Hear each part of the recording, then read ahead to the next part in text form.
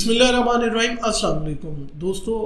बहुत सारे मेरे दोस्त ऐसे हैं जिनको रात को बार बार यूरिन आता है, जिसकी वजह से उनकी नींद बहुत ज़्यादा डिस्टर्ब हो जाती है। और जब वो चेक करवाने जाते हैं किसी भी जो है तिब्बी जगह पे, तो उन्हें यही बताया जाता है कि आपका मसाना कमज़ोर हो गया। तो मेरी नज़र में उनका मसाना नहीं कमज़ोर हुआ, मसला उनकी टांगों का है। इसको इस तरह साबित किया जा सकता है कि आप जब रात को उठ के वॉशरूम जाते हैं तो आप एक बोतल ले लें या फिर एक कप ले लें, उसको अपने साथ ले जाएं और जब आपको यूरिन आए तो आप उसको कैलकुलेट करें। क्या आपको यूरिन जो है वो 10 to 20 ml आया या 250 to 500 ml तक आया, तो आप गौर करेंगे कि आपको यूरिन जो है वो 250 to 500 ml तक आया। तो इसका मतलब ये है कि आपका मसाना जो है वो बिल्कुल कमज़ोर नहीं है, वो प्रॉपर भरा गया है। उसके बाद आपको सिग्नल आए हैं और आप उठ के गए हैं यूरिन करने के लिए। अब मसला कहाँ पे है? मसला ये है कि ये पानी जो है ये सुबह के वक्त आपकी टांगों में जो है वो जमा हो जाता है। मेरे बहुत सारे दोस्त ऐसे हैं जिनके लिए बहुत सारी चीज़ें बिल्कुल नहीं होंगी। तो मैं आपको ये बताता चलूँ कि आपकी टांगें जो हैं वो 6 पाउंड तक जो है वो पानी को स्टोर कर सकती हैं। अब बहुत सारे लोग इस तरह हैं जो कि ब्लड प्रेशर की दवाइयाँ ले रहे होंगे, जिनमें कैल्शियम चैनल ब्लॉकर है, वो जो है वो डिपेंडेंट एडीमा कर देती है, पाँव पे सूजन आना शुरू हो जाती है।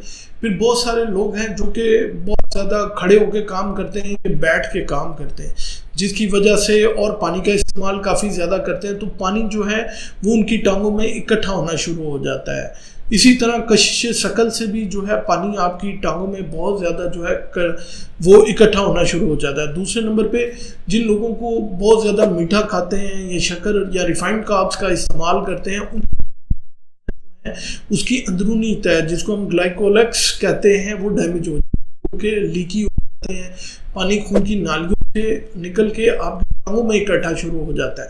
अब इसको चेक करने का तरीका ये है कि आप अपनी शिन के ऊपर, तो वहां पे आपको महसूस होगा, जो कि जब आप सुबह सो के उठे गड़ा जो है वो गायब होता। ये है कि जब आप सोते हैं तो पानी जो है वो टांगों से निकल के दोबारा ऊपर दिल की तरफ जाता है, खून की नालियों के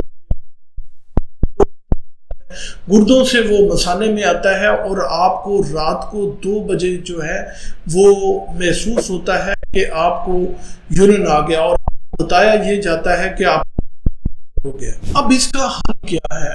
इसका हल बहुत इजी है कि आप को रात के टाइम जो है या फिर वैसे ही लो कार्ब डाइट इस्तेमाल करें। मतलब ये कि आपकी बॉडी के अंदर जो है वो ना बढ़े, आप डायबिटिक नहीं है।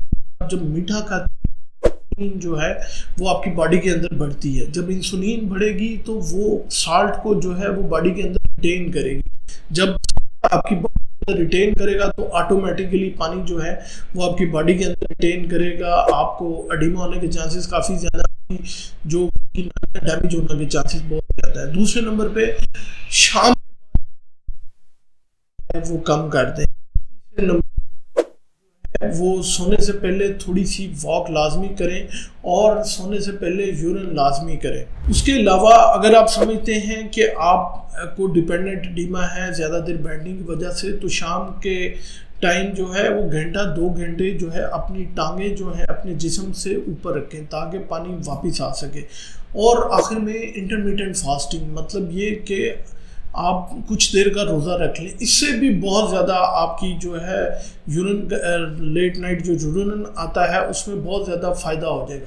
तो आखिर में इसका हल ये है कि आप जो है आप लो कार्ब डाइट इस्तेमाल करें ताकि आपके खून की नालियाँ डैमेज ना हो और उनको नुकसान ना पहुँचे। रात के टाइम जो है यूरिन आने की सबसे बड़ी वजह जो है वो है इंसुलिन रेजिस्टेंस, और जितनी ही ये कम होगी उतना ही आपको ज़्यादा आएगा। तो अपनी इंसुलिन रेजिस्टेंस को ख़त्म आप डाइट से, एक्सरसाइज से, वॉक से, तो ऑटोमेटिकली ये जो रात का यूरिन है ये ऑटोमेटिकली आपका ठीक हो जाएगा। अपने दोस्तों शेयर, उनको ना तो प्रोस्टेट का मसला है और ना ही उनका जो है मसाना कमज़ोर हो गया है। उम्मीद है ये मालूमात आप लोगों के लिए बहुत फ़ायदेमंद साबित होगी। अपना और अपने प्यारों का बहुत सा ख्याल रखें, दुआओं में याद रखें।